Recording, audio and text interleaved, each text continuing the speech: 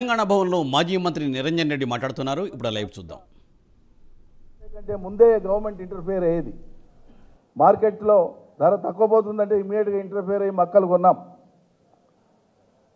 On demand మిర్చి పోయేటట్లుగా ట్రేడర్ల నుంచి కానీ ఇతరుల నుంచి కానీ రైతాంగానికి ఇబ్బందులు కలగకుండా మార్కెట్ను రెగ్యులేట్ చేసినాం. ఆన్లైన్ రెగ్యులేట్ చేసినాం. ఎక్కడ ఎక్స్ప్లాయిటేషన్ లేకుండా చేసినాం.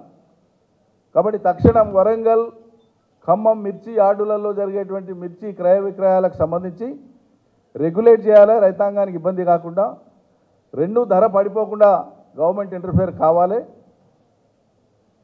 ప్రభుత్వ పెద్దలు పట్టించుకొని ఆ యార్డులకు పోవాలని చెప్పి మేము డిమాండ్ చేస్తూ ఉన్నాం. దీంతోపాటు కరెంటు సరఫరాకు సంబంధించి సరే నిన్న ప్రభుత్వం ఏదో మేము ప్రత్యేక పాలసీతో వస్తున్నామన్నారు. ఇది ఏం గొప్ప పాలసీయో. కరెంటు పాలసీ ఇప్పటి వరకు కేసీఆర్ అమలు చేసినటువంటి పాలసీ అమల్లో ఉంది రాష్ట్రంలో. రైతాంగానికి, పరిశ్రమలకు, గృహ అవసరాలకు, పారిశ్రామిక అవసరాలకు, వర్తక వ్యాపార అవసరాలకు 24 గంటల కరెంటు సరఫరా నడుస్తూ ఉంది. అందులో రైతాంగానికి ఇచ్చేటువంటి కరెంటు ఉచితంగా ఇస్తూ ఉన్నాం. కాబట్టి ఇది రైతాంగానికి ఎప్పటిలాగా ఉచిత కరెంటు కొనసాగుతుందని చెప్తున్నారు. కానీ నిర్దిష్ట వ్యవధి 24 గంటలు అనేది ఒక్కడి నుంచి మనం మాట్లాడుకుంటున్నామో 24 గంటలకు ఈ ప్రభుత్వం కట్టుబడి లేదు. మాటల్లో ఉంది కానీ చేతల్లో రాష్ట్రంలోని చాలా ప్రాంతాలలో 16-17 గంటలు మాత్రమే ఉంటా ఉంది. కాబట్టి ఎన్ష్యూర్ చేయమంటున్నాం మేము. 24 గంటలు మీరు చెప్పేటువంటి మాట నిలబెట్టుకోవాలంటున్నాం. 24 గంటలు ఇమ్మని డిమాండ్ చేస్తున్నాం. గతంలో రైతులు పొందినటువంటి ఆ వసతి, ఆ సౌలత ఏదైతే ఉందో అది కొనసాగాలి. ఎక్కడ కూడా చిన్న అవాంతరం రావద్దు అని చెప్పి మేము విజ్ఞప్తి చేస్తూ ఉన్నాం రైతాంగం తరఫున. తప్పకుండా ప్రభుత్వం వెంటనే స్పందించాలని చెప్పి కోరుతూ ఉన్నాం. Thank you.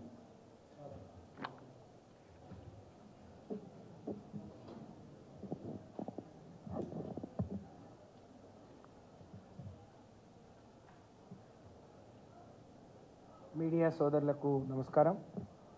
అలాగే ఎలక్ట్రానిక్ మీడియా, ప్రింట్ మీడియా సోదరులకు ప్రత్యేకంగా నమస్కారాలు. అలాగే నాతో పాటు ఈ సమావేశంలో పాల్గొంటున్న గౌరవ పెద్దలు, ఇప్పుడే అనేక విషయాలు రాష్ట్ర రైతాంగం గురించి చెప్పిన పెద్దలు మాజీ వ్యవసాయ శాఖ మంత్రులు అన్న నిరంజన్ రెడ్డి గారు, గౌరవ పార్లమెంట్ సభ్యులు కవిత గారు, గౌరవ శాసన మండలి సభ్యులు రవీందర్రావు గారు, గౌరవ పెద్దలు సీతారాం నాయక్ గారు, అలాగే యాకూబ్ రెడ్డి గారు, రవీంద్ర కుమార్ గారు, కిషన్ రావు గారు, అందరికి పేరు పేరున నమస్కారం. బీఆర్ఎస్ పార్టీ ఆధ్వర్యంలో 3వ తారీఖు నుంచి పార్లమెంట్ సమీక్ష సమావేశాలు జరుగుతూ ఉన్నాయి. ఇది 9వ సమీక్ష సమావేశం. మహబూబాద్ పార్లమెంట్ సమీక్ష సమావేశం ఈరోజు నిర్వహించుకోవడం జరిగింది. మహబూబాద్ పార్లమెంట్లోని 7 అసెంబ్లీ నియోజకవర్గాలతో పాటు రాష్ట్రంలో గౌరవ మాజీ ముఖ్యమంత్రి వర్యులు, బీఆర్ఎస్ పార్టీ అధినేత కల్వకుంట్ల చంద్రశేఖరరావు గారు ఎవరినైతే ముఖ్యులు ఒక స్టీరింగ్ కమిటీ వేశారో, గౌరవ వర్కింగ్ ప్రెసిడెంట్ కేటీఆర్ గారు, గౌరవ పెద్దలు పోచారం శ్రీనివాస్ రెడ్డి గారు, గౌరవ పెద్దలు హరీష్ రావు గారు, గౌరవ పెద్దలు కడియం శ్రీహరి గారు, గౌరవ పెద్దలు నిరంజన్ రెడ్డి గారు, ప్రశాంత్ రెడ్డి గారు, మధుసూదనాచారి గారు, అలాగే పార్లమెంట్ పరిధిలోని గౌరవ ప్రజాప్రతినిధులు, బీఆర్ఎస్ నాయకులు ఇందులో పాల్గొనడం జరిగింది. ఈ 9వ సమావేశానికి మొదటి నుంచి 3వ తారీఖు మొదలుపెట్టినప్పటి నుంచి ఇప్పటి వరకు మేము ఆహ్వానించిన ప్రతినిధులతో పాటు అత్యధికంగా ప్రతినిధులు వస్తూ ఉన్నారు. ప్రతి ఒక్కరూ రాష్ట్ర పార్టీకి వెళ్ళాలి, ముఖ్య నాయకులను కలుసుకోవాలి అని చెప్పి మరి వస్తున్నట్టుగా భావిస్తూ ఉన్నాం. ఎందుకంటే ఓడిపోయి నెల 15 రోజులు కాలేదు.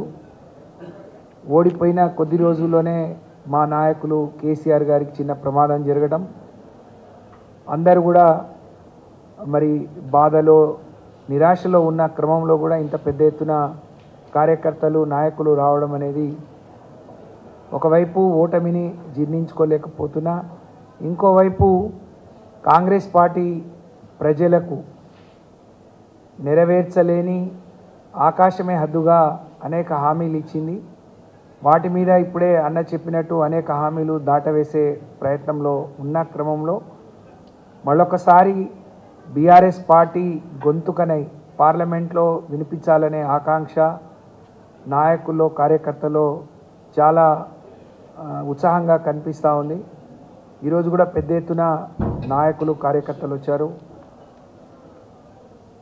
పార్టీ పటిష్టమైన నిర్మాణం చేపట్టాలని, భవిష్యత్తులో బీఆర్ఎస్ పార్టీ నాయకులను ఏ విధంగా కాపాడుకోవాలి, కాంగ్రెస్ పార్టీ ఇచ్చిన హామీల నుంచి వెనక్కిపోతే ఏ విధంగా